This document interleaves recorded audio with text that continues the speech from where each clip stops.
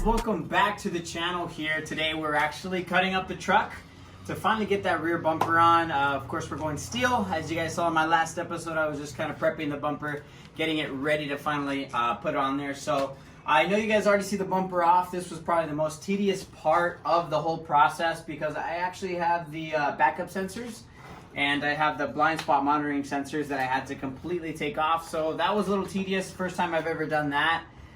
So we of course removed the bumper, removed the harness, and then now the harness is on the bumper that's in the backyard.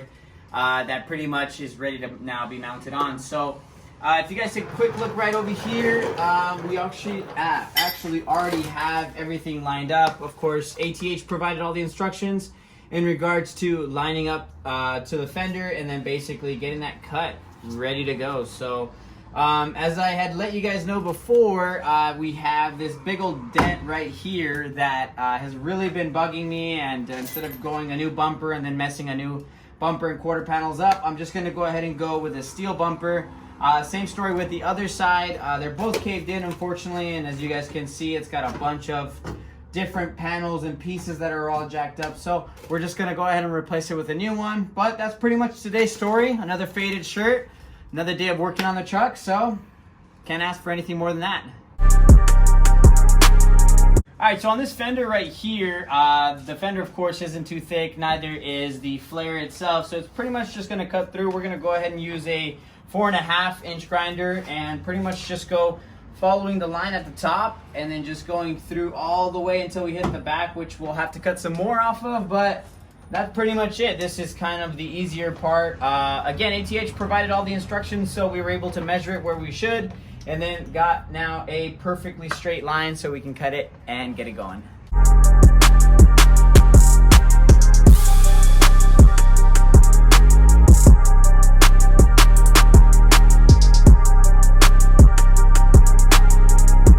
All right, so we finally got it off, pretty clean cut.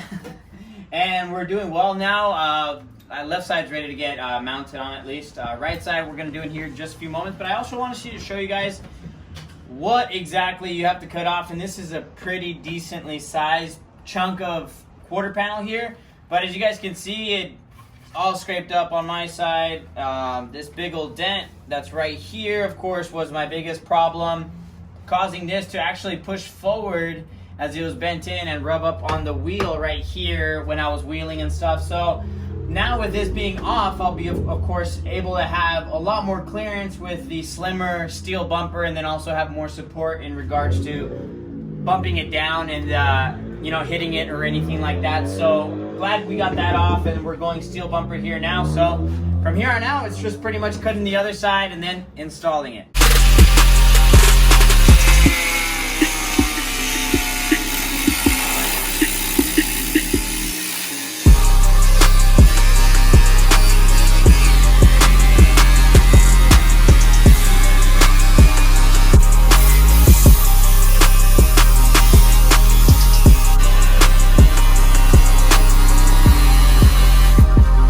Alright guys, so right now we have what's pretty much just the finishing touch of the cut. Of course you'll have metal exposed from the cut itself, so what we did was put this little trim right here that was actually provided by ATH. Not a lot of companies do that, so that was pretty cool that he added in his package that comes with the bumper itself. So that was pretty awesome. I don't have to go out anywhere and buy it and stuff like that. So, and it was the right amount, the exact amount that you need, of course, for the actual two sides. So we of course covered both sides. Bumper's going to come up and then of course just pretty much seal the deal there. You don't want any exposed metal as it can rust. So you can even go the extra mile and paint it, but I'm just going to go ahead and leave this trim on there. That's pretty much it. So now we're going to go ahead and apply the bumper, mount it, and pretty much be all set and done.